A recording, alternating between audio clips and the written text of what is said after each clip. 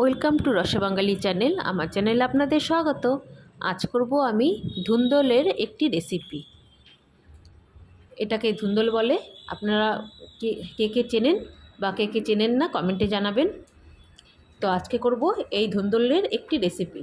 আমি ধুন্দলটা প্রথমে এরকম করে কেটে নিয়েছি, একদম পাতলা পাতলা করে, গোল গোল করে, আর মাঝখান দিয়ে একটা করে টুকরো করে নিয়েছি, ভালো করে ধুয়ে পরিষ্কার করে নিয়েছি।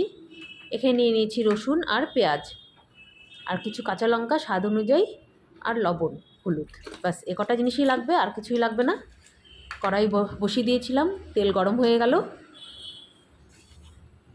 এখন দিয়ে দিব কালো জিরা ফোড়ন, দিয়ে দিচ্ছি পেঁয়াজ আর রসুন। রসুনটা থেতো করা আর পেঁয়াজ ঝিঝি করে কেটে নেওয়া। দিয়ে দিচ্ছি আন্দাজ করে লঙ্কা, যে যতটা ঝাল খাবেন সেই অনুযায়ী দিবেন। আর এই তরকারিটা কিন্তু একটু মিষ্টি মিষ্টি হয়, সেই অনুযায়ী ঝালটা দিবেন। এখন ভালো করে নাড়াচাড়া করে বেশ একটু লালচে করে ভেজে নিচ্ছি।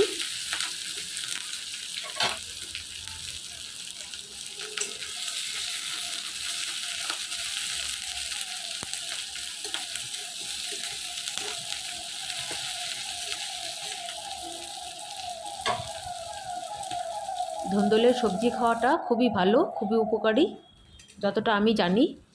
আর এটা খেলে মুখে স্বাদও ফিরে আসে। খুব ভালো করে নাড়াচাড়া করে লালচে করে ভেজে নিয়েছি। এখন দিয়ে দিচ্ছি কেটে রাখা ধুন্দল।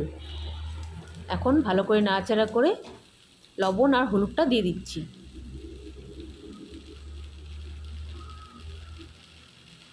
যে যতটা রান্না করবেন সেই অনুযায়ী লবণ ঝালটা দিবেন।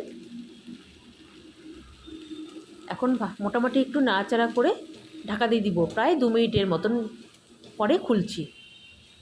কারণ এখন সমস্ত জিনিসটাই শুকনো, তো তাতে ভালো করে নাড়া যাবে না।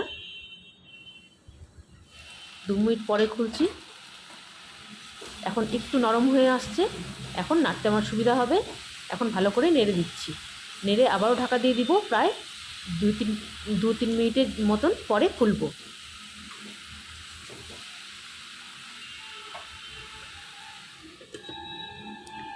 প্রায় 2 মিনিট হয়ে গেছে। এখন ঢাকাটা খুলছি। দেখুন অনেকটাই জল বেরিয়েছে, আরও জল বেরোবে। আর এই জলটা ভালো করে শুকিয়ে ফেলে নাড়াচাড়া করে ভেজে নিতে হবে। বেশ একটু টাইম লাগবে, এই জলেই সেদ্ধও হয়ে যাবে, আর জলটা আবার শুকিয়েও ফেলতে হবে।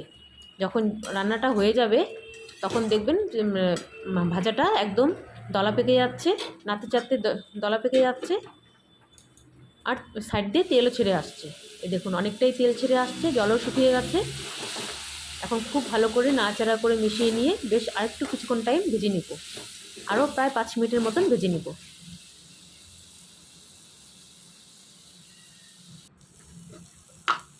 প্রায় 5 মিনিট ভাজা হয়ে গেছে। এখন দিয়ে দিচ্ছি একটু মিষ্টি। জলটা একদম শুকিয়ে গেছে।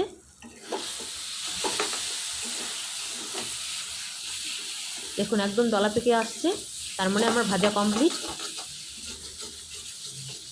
এখন যত ভাজা যাবে বা ভাজার পরে রেখে দিলে ভাজা হয়ে গেছে যদিও আমার, এটা এখন নামিয়ে নিব। আর 1-2 মিনিট নাড়াচাড়া করে নামিয়ে নিব। যখন ভাজাটা ঠান্ডা হয়ে যাবে তখন সাইড দিয়ে তেল ছেড়ে দিবে।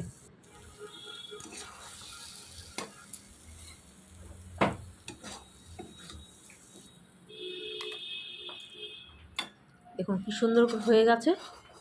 আমি ঠিক এরকম করেই নামালাম। এই ভাজাটা এরকম করে খেতেই বেশি টেস্ট হয়। খুব সহজ একটি রেসিপি আর খুবই হেলদি। যদি রেসিপিটা ভালো লাগে প্লিজ লাইক শেয়ার কমেন্ট করবেন, আর অবশ্যই সাবস্ক্রাইব করবেন। প্লিজ আপনাদের কাছে অনুরোধ রইল। ফেসবুকে দেখে থাকলে ফলো করবেন, ইউটিউবে দেখে থাকলে সাবস্ক্রাইব করবেন। দেখা হবে নতুন অন্য কোনো ভিডিওর সঙ্গে। আপনারা ভালো থাকুন, সুস্থ থাকুন। দেখুন কি সুন্দর হয়েছে।